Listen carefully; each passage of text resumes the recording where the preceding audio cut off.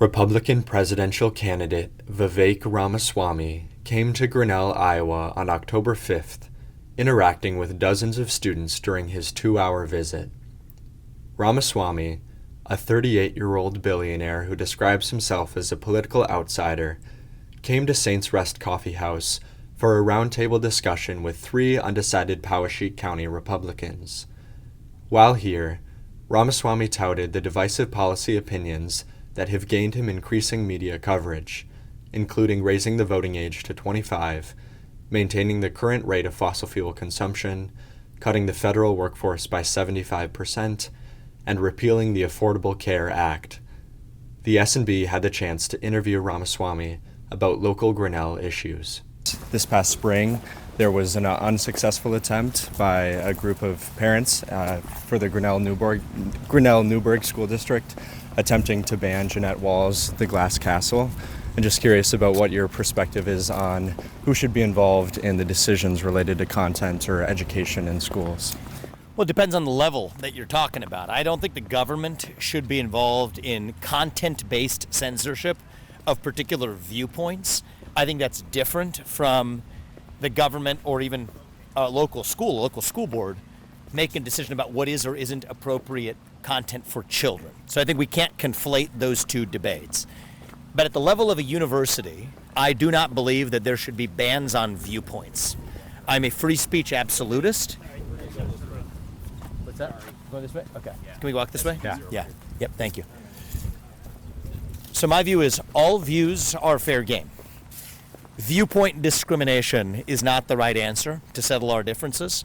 More speech is the answer to bad speech, but that's at the university level and beyond. I think it's different when you're talking about 6-year-olds who aren't yet fully formed agents or adults, and so it depends on the age that you're talking about. So do you think parents should be involved in those decisions at the high school or lower levels? Absolutely. Yeah, parents determine the education of their children. That's the North Star. For adults, it's a different story, but parents determine the education of their children. We'll have a question from Ellen. Yeah, so Grinnell is the first undergraduate student body to unionize all student workers. Where do you stand when it comes to the recent trend of unionization among student workplaces? Well, to tell you the truth, I have very little patience when you think about broad union bosses. Most union bosses in this country, and this isn't for student unions, which are new, but for, take the United Auto Workers, I think the union bosses take advantage of their workers and use them as political pawns, much as I think President Biden's doing.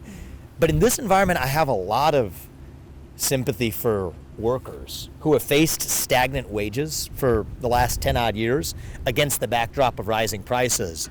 But I think the real people we should be picketing against are really the current administration, who have given us those disastrous economic policies that have people suffering in the first place. That's the right place to direct the energy, as I would see it. Last question, and then So at Grinnell, 20% of our student body are international students. A lot of those, after they graduate, rely on the H-1B visas. You've recently talked about stripping that system away. Yeah. What do you think is the pathway if we eliminate that system or reduce that system for international students who want to work in the U.S.? I think the H-1B system is flawed for a number of reasons. One is it's a lottery-based system. Why on earth would you use the lottery when you could at least meritocratically select who is actually going to be able to make contributions that this country needs? The other thing is it's a form of indentured servitude, really. It's the product of corporate lobbying that says you can't work for a company different from the one that sponsored you. So it's just broken on so many levels that I want to de-bureaucratize it and start with an immigration policy that advances the interests of Americans here in the homeland. What immigration policy best advances that? What are the right kinds of immigrants that can help add value to a country that benefits the people who are already here? That's what our immigration policy should be, and that's something that we're building from scratch rather than using from the existing broken apparatus of the H-1B bureaucracy. Preceding and following the roundtable discussion, Ramaswamy engaged with students and protesters on the Ukrainian conflict, LGBTQ rights, youth involvement in politics, public school funding, and climate change. Many of these students expressed to the S&B that they feel Ramaswamy and his campaign mischaracterize the interactions on social media. You have a disproportionate opportunity versus anybody across this country to help select whoever our president is.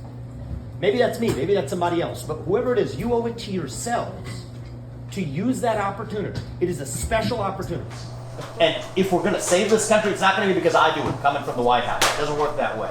If we're going to be saved, it's going to be because we save ourselves. And so I'm counting on you guys to learn what you need to learn, to get involved in this country, make your voice heard. More fracking, more coal burning, and that will create more jobs. I'm not denying that. But it will also increase the amount of CO2, and the current amount that we release is not okay. Well, I disagree with that. It also makes because I think that there are equilibrating effects built in, where the rate of increase is automatically decelerating, precisely because of what are you disagreeing with out of that? Are you saying that the current rate increasing that much, or that the current rate's unacceptable, or is going to be net harmful to humanity? Okay, so I just on not politics, not partisan, anything. I would ask you to go do some reading, read some scientific papers about greenhouse gas emissions, and basically the temperatures are rising. That is not a debatable fact. Temperatures are rising because of greenhouse gas emissions. I agree with that. If it keeps continuing, One and two are facts. we will hit. One and two are facts. No doubt about that. The first 2 points you made are Okay, facts. so you disagree that eventually we will hit permafrost and it will be a positive cycle? Is that what you're disagreeing with? Yeah, I'm disagreeing that we're going to reach a level where this is going to pose anything resembling an existential risk for humanity. There are some risks involved. There are also some benefits involved. And on net, I think the best policy is to prepare for adaptation. They just misplaced people from Russia to go to Donbass region because we have steel plants, and you can see them. And the history is long, no doubt about it. I believe we have to stand by our commitments, but the job of the U.S. president is to look after U.S. interests and have a reasonable path to peace. And I think the path that we're on right now is not going to be good for Ukraine. It's not going to be good for America. It is taking us closer to major conflict with Russia that is going to be bad for everybody involved. And the people pushing us to do it are an establishment in both parties of people who are making money off that war that is wrong, and that will change on my watch. My mom's a public school worker, and she deserves to be paid and respected. I think every person deserves to be respected, but we are failing to do right by our kids in this country. Our achievement gap versus other countries is bad, and we're all in that together. But here's what I will say. The beauty of this country is that you all have the right to express your opinions, and you're doing it peacefully. And even though I disagree with you, I'm proud of you for expressing your views, even if I disagree with you. No, that's not correct. I do want to fix our public schools, though. And so thank her for her service for me. I really mean that.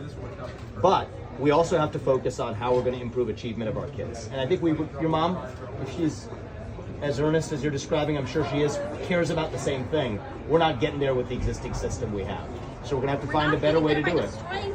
And one of the ways we're going to do it is through open debate. You guys are doing your part. I'm going to do mine. I believe it's very important to be part of the process, even though we are a left-leaning or more democratic coffee shop, our genetic makeup.